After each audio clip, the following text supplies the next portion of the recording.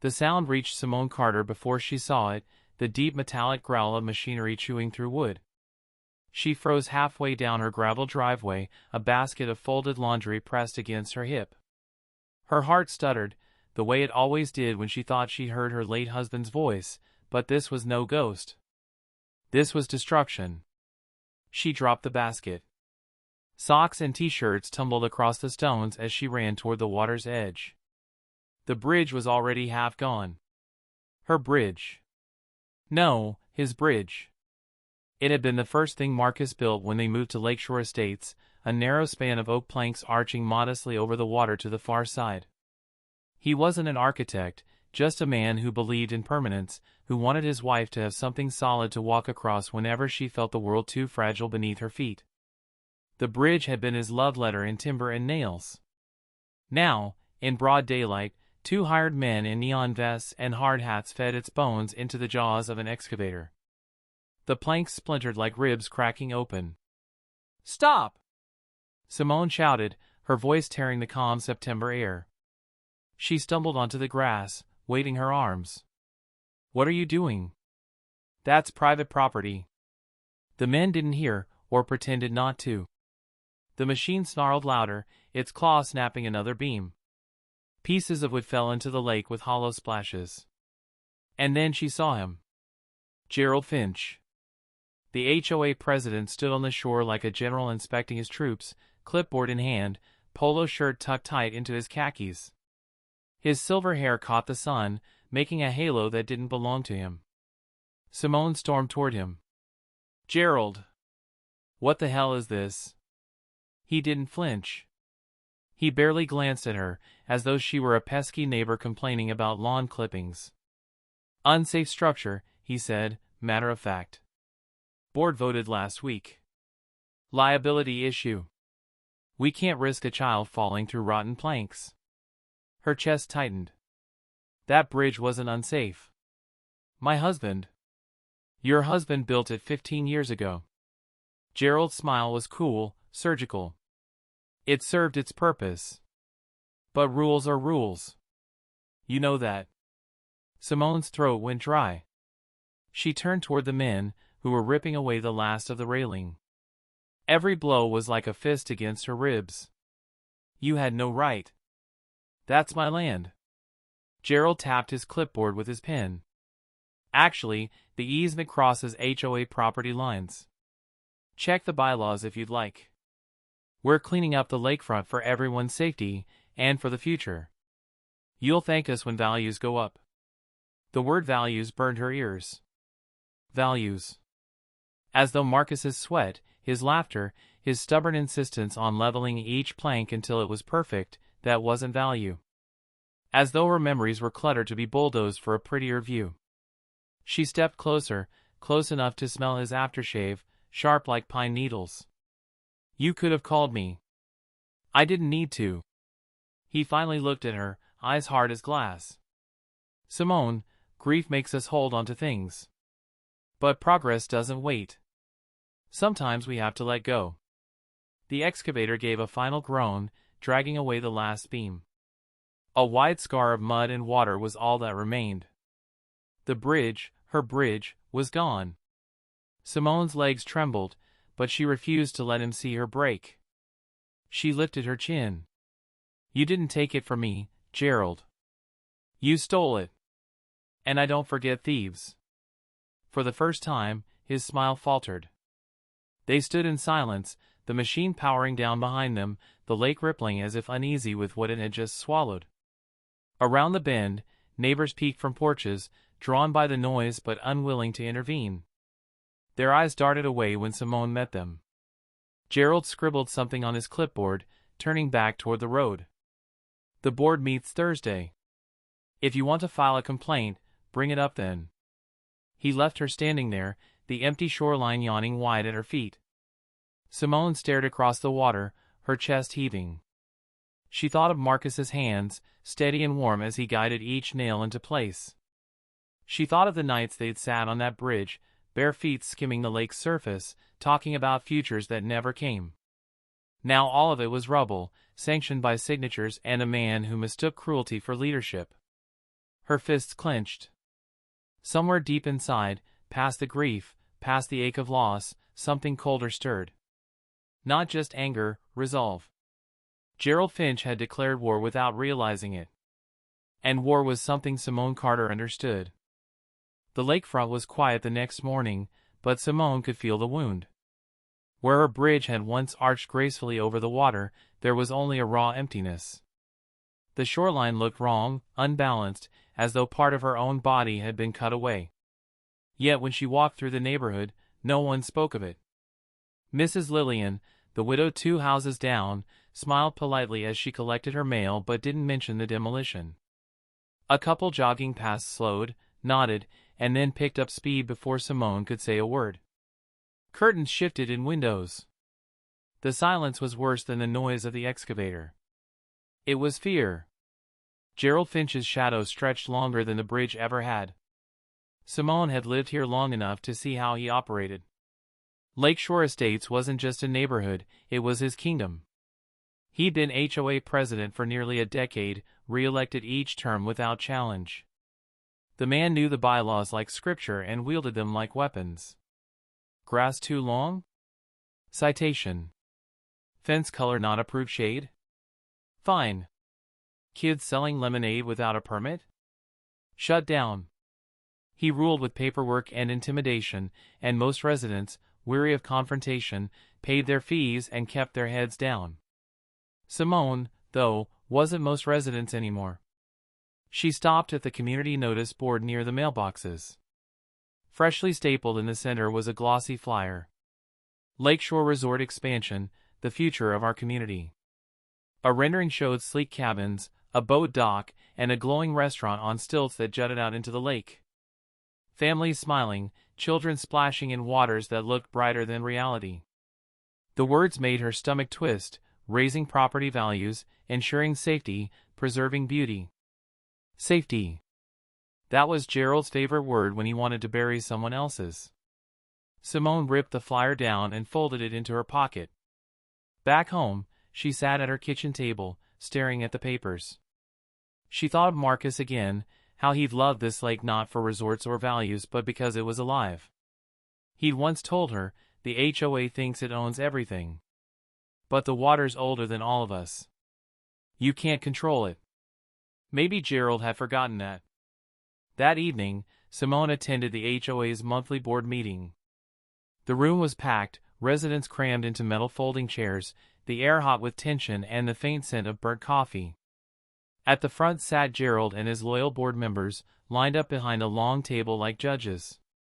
He began with his usual calm authority, reviewing budgets and maintenance schedules. His voice was steady, persuasive, rehearsed. People nodded, some even clapped when he mentioned lowering liability risks and protecting investments. But when he unveiled the resort proposal, the room shifted. Murmurs rippled, uneasy yet hesitant. Simone stood. Her heart thudded against her ribs, but her voice was steady. You tore down my bridge yesterday. Without notice. Without consent. The room quieted. Gerald leaned back in his chair, folding his hands as though indulging a child. Mrs. Carter, the board acted in the community's best interest. The bridge was unsafe. We cannot endanger residents. Her jaw tightened. That bridge was my property. You didn't demolish it for safety, you demolished it to clear space for your resort.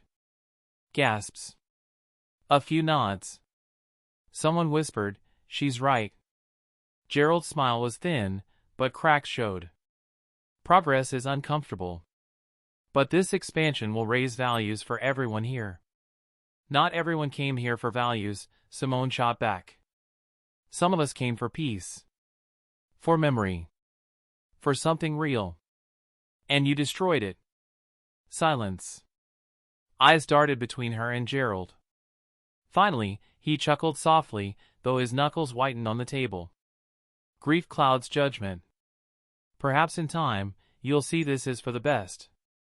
He moved on to the next agenda item as though she hadn't spoken. But Simone saw the flicker in his eyes, the one thing Gerald Finch feared most, opposition. When the meeting ended, a few neighbors slipped her quick, whispered words, brave, sorry about your bridge, careful. Most hurried out without meeting her gaze.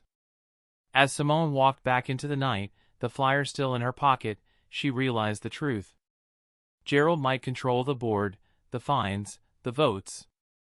But she had something stronger now, the courage to stand alone.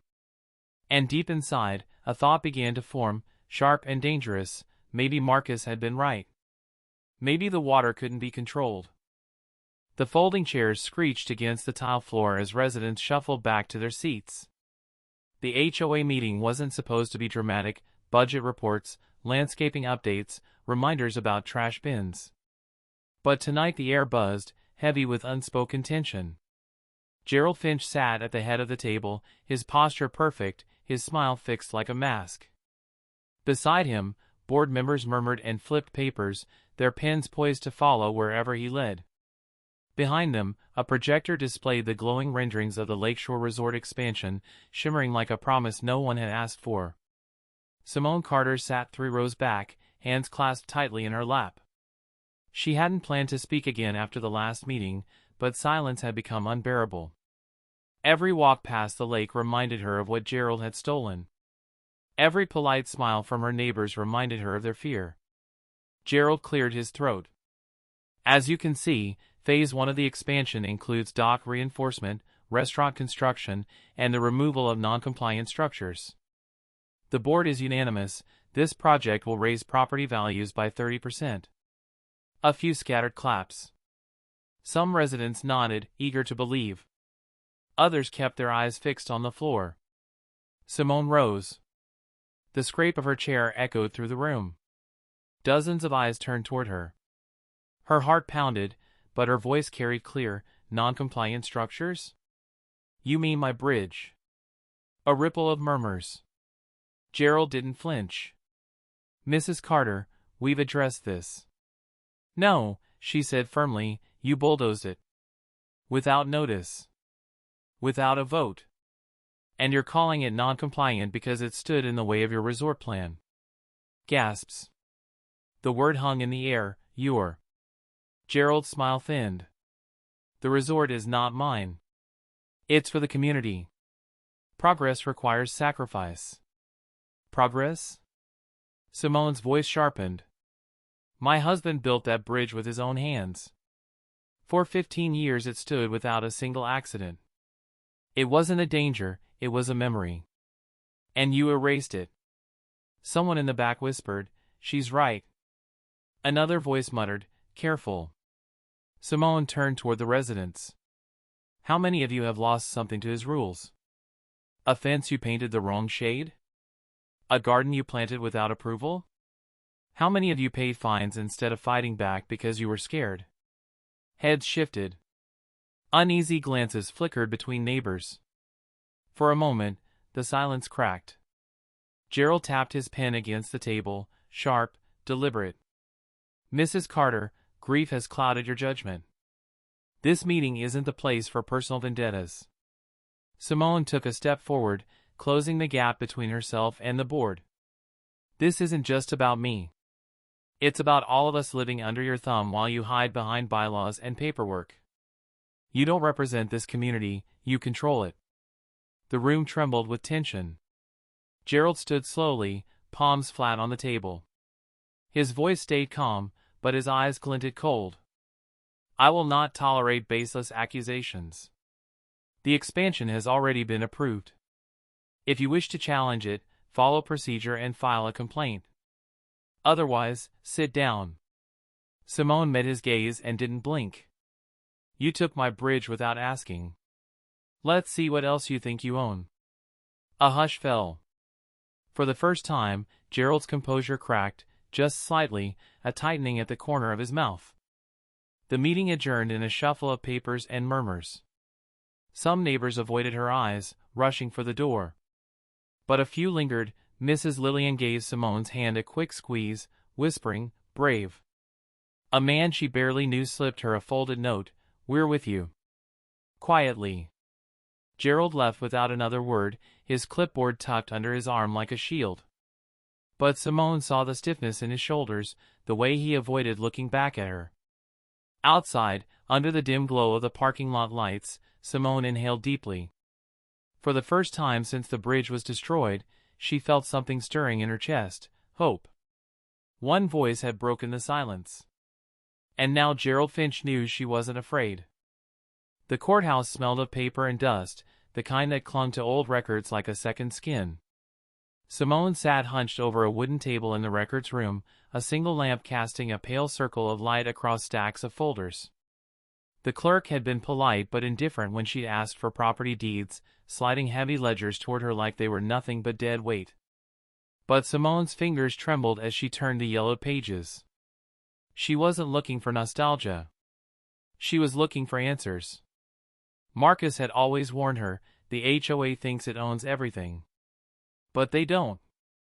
At the time, she thought he was exaggerating. Now, with her bridge gone and Gerald's resort looming, she understood. If she wanted to fight him, she needed leverage. Something stronger than words in a crowded meeting hall. The pages whispered as she flipped. Parcel maps, surveys, easement descriptions, dry language that masked real power. Then, suddenly, she stopped. Her eyes scanned a line written in fading type. Parcel 19B includes right-of-way to the dam and water control structure, as deeded to the Carter family, 1974. Simone's pulse quickened. She read it again, slower this time, her breath shallow. The dam. The structure at the far end of the lake, with its rusted gates and heavy wheel. She'd walked past it 100 times but never thought twice. Everyone assumed the HOA maintained it. But here it was in black and white. Marcus's grandfather had secured ownership decades ago. Passed quietly from generation to generation. And now, by law, it was hers. She leaned back in her chair, the room spinning slightly. Her bridge was gone, but in its place was something bigger, something Gerald could never bulldoze. The dam didn't just belong to her. It gave her control of the lake itself. She closed the book gently, as if sealing a secret. For the first time in weeks, her lips curved into a smile. It wasn't joy, it was something colder, sharper.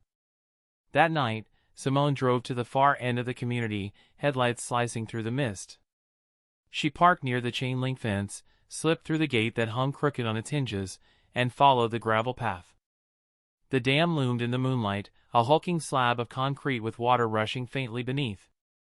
At its center stood the sluice gate, a massive steel wheel, rusted but sturdy, connected to gears that disappeared into shadow.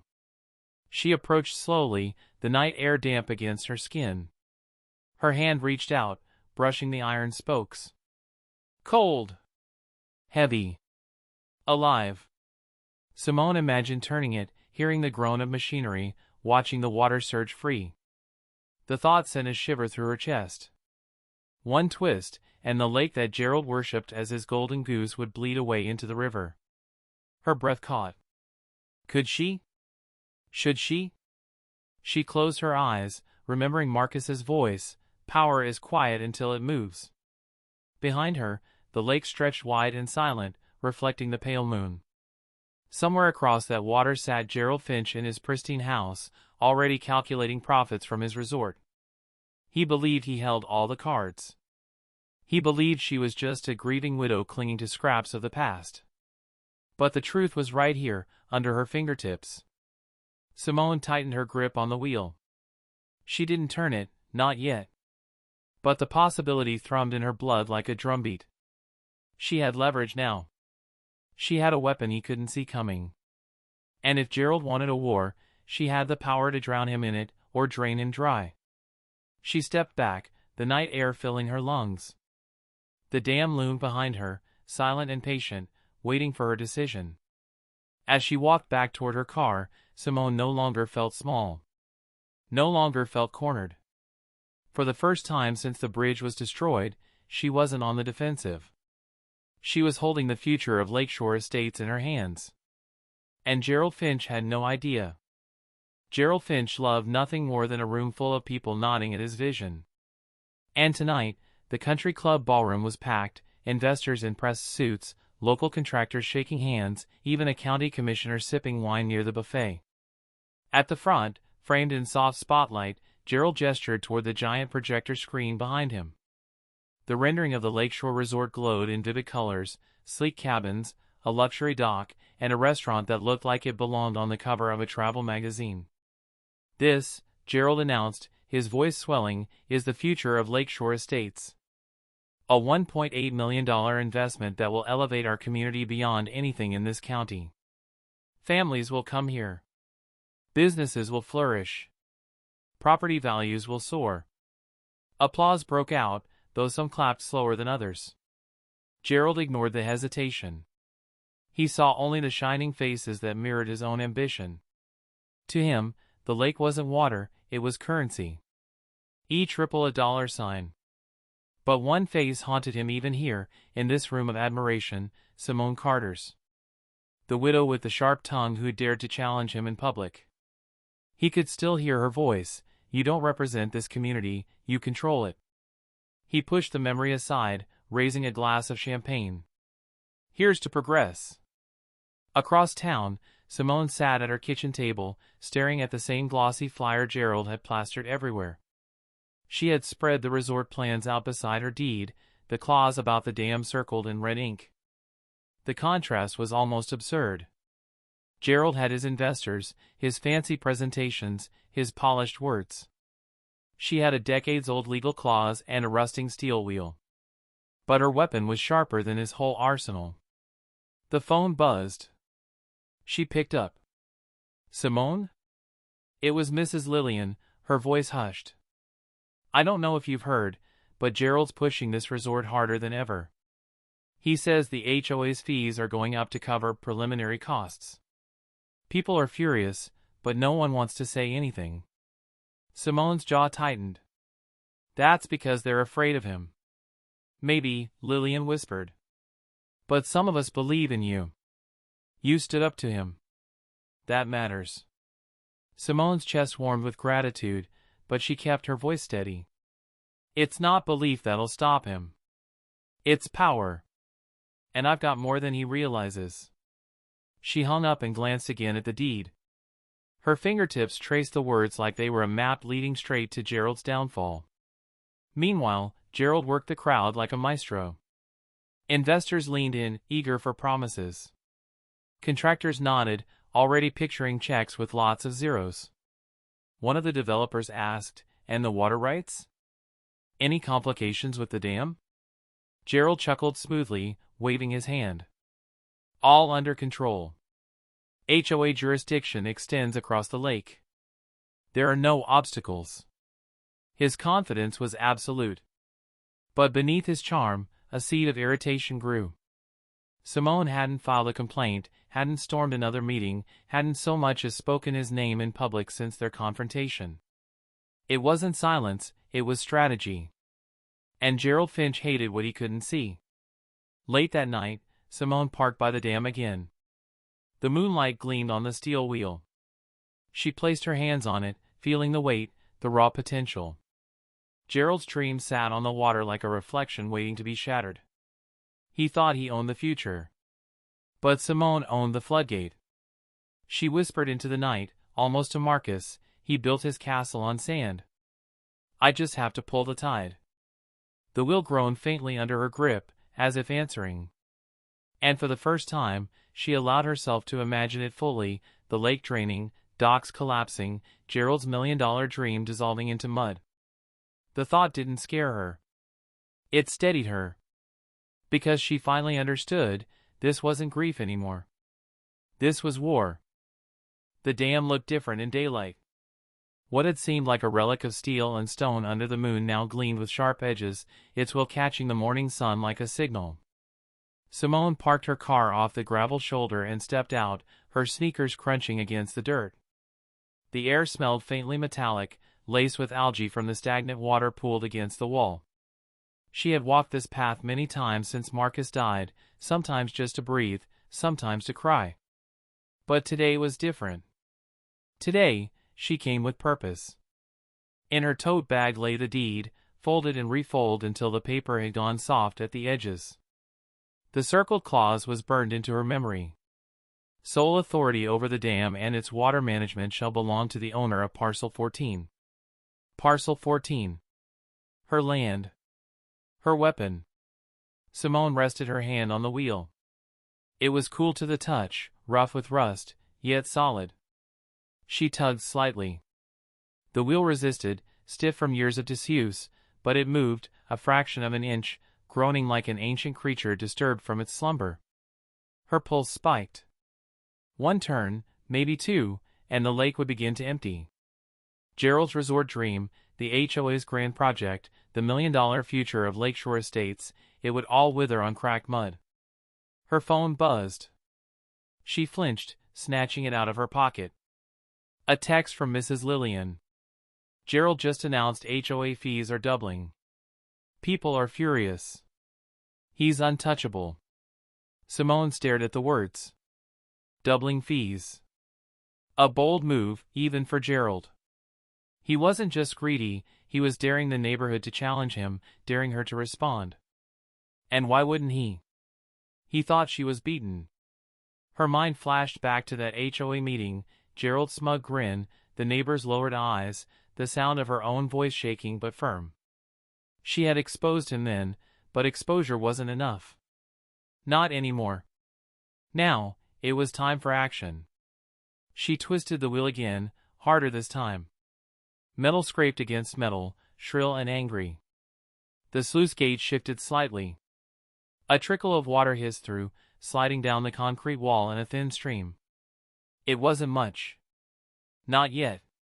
But it was proof the lake could bleed. Her breath came fast. She yanked the wheel another quarter turn. The stream thickened, water rushing with more force. The sound filled her ears, wild and alive. She stepped back, trembling. What if she kept going? The lake would fall visibly within hours. Gerald's investors would panic. Contractors would pull out. His empire would rot before it was even built.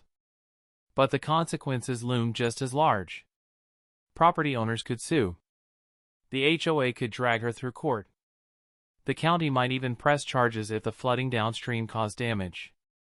Simone pressed her palms against her thighs, grounding herself. Marcus's voice echoed in her head, steady, calm, always reminding her that fear only had power if you let it. This isn't fear, she whispered. This is justice. She returned to the wheel. Hands shaking, she pushed again. Water surged louder, froth bubbling through the widening gap. The sound was intoxicating, terrifying, final. Then she stopped. Her chest rose and fell in sharp bursts. She let go, stumbling back. The gate was partially open, the water flowing, but not yet catastrophic. Not yet war. Simone knelt, splashing her fingers into the runoff. Cold, sharp water soaked her skin. She looked at a reflection wavering in the stream. You'll know when it's time, she murmured to herself. For now, she would let it bleed just enough, a warning shot, a message only Gerald would understand. She would close it later, stabilize it. But the line had been crossed. She had proven to herself that she could do it. That she was willing. The power was no longer theoretical. It was real. And once Gerald realized the lake wasn't untouchable, once he felt the ground beneath his empire shift, she knew his fear would come. For the first time in months, Simone smiled. It wasn't joy, or even relief. It was sharper, darker. It was the smile of someone who had finally chosen war over silence. The storm came without warning. Dark clouds swallowed the sky, and rain hammered the roofs of Lakeshore Estates like fists. For hours, the lake swelled, waves slapping against the wooden docks, creeping higher onto manicured lawns. Inside his glass-walled study, Gerald Finch didn't flinch. The storm was temporary. The resort was permanent. He stood with a whiskey in hand, gazing at the glowing resort model on his desk. Each light in the miniature cabins promised money, prestige, power. But then the phone rang. Gerald, a contractor's voice stammered, the water's dropping. I don't understand. In this storm, it should be rising, but Gerald's jaw clenched. Dropping? That's impossible. Sir, docks are tilting. The shoreline's receding. Something's happening at the dam. The glass rattled as thunder boomed, but Gerald barely heard it. His stomach dropped like a stone. Simone. At the dam, Simone fought the storm head-on. Rain plastered her hair to her face, her clothes soaked through, mud pulling at her shoes. The steel wheel groaned beneath her hands, every turn screaming louder than the thunder above. She had waited long enough. Gerald had doubled fees, silenced dissent, and turned the lake into his kingdom. Her warning trickle hadn't slowed him, if anything, it had emboldened him. So now, there was only one option left. The wheel resisted, stiff with years of rust, but Simone leaned her weight into it, straining until her muscles burned. Slowly, agonizingly, it shifted. A deep rumble echoed through the concrete belly of the dam. Then came the roar. Water surged out, frothing white as it tore through the sluice gate, crashing into the riverbed below with unstoppable force. The lake shuddered as though alive, its vast body lurching toward release. Simone staggered back, rain mixing with the spray on her face. Her chest heaved, heart pounding with fear and liberation. She had done it. All across Lakeshore Estates, chaos unfolded. Boat docks cracked and groaned as the waterline dropped. Jet skis toppled onto exposed mud. Children screamed as parents dragged them back from the collapsing shoreline. The brand-new luxury pier, built just weeks before, tilted sharply and splintered, its polish wood snapping under the sudden strain. By nightfall, half the lake was gone, sucked into the hungry throat of the dam's release. Where there had been sparkling blue water, there was now a field of muck and stranded fish. And Gerald Finch's $1.8 million dream stood on nothing but cracked earth. He drove like a madman through the storm, headlights cutting through sheets of rain, until he skidded to a stop at the dam. There she was. Simone stood at the railing, rain whipping her face, her clothes clinging to her like armor. The wheel groaned behind her, still spilling the lake into the churning river below. Gerald leapt from his car, fury burning hotter than the storm.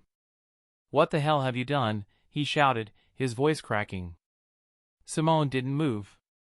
Her gaze was steady, her voice sharp enough to cut through the rain. "I drained your kingdom. You've ruined everything." Gerald's face contorted. "Do you have any idea what you've cost this community? What you've cost me?" "Yes," she said coldly. "Every cent you tried to steal. Every ounce of power you thought was yours. I took it back." For a moment, the only sound was the thunder and the relentless crash of water. Gerald looked at the wheel, then at her, realization dawning. He had underestimated her. He had underestimated the widow with the deed, the one person he thought was powerless. Now she was the storm. Simone turned her back to him, her silhouette fierce against the lightning. "This isn't your lake anymore, Gerald. It never was. And now everyone knows it." The dam roared, the lake emptied, and with it, Gerald's empire crumbled into mud. For the first time, Simone felt Marcus beside her, not in grief, but in triumph. The fight wasn't over. But tonight, she had won. By morning, the lake was unrecognizable. What had once been a glittering mirror of blue was now a cracked basin of mud and stranded fish, docks jutting into empty air like broken teeth. Boats lay toppled on their sides, useless and absurd. The pride of Lakeshore Estates had been stripped bare, and with it, Gerald Finch's illusion of control. News crews arrived before noon. Vans lined the roads, satellite dishes aimed at the sky. Reporters waded through the muck with cameras, capturing the disaster from every angle. Headlines screamed across live broadcasts. Private dam released, $1.8 million lakeside resort drained overnight. HOA president faces backlash after widow drains lake. Neighbors gathered in clusters, whispering, shouting, some pointing fingers. Some were angry, their voices sharp. "She's destroyed property values. This is chaos." But others stood taller than they had in years.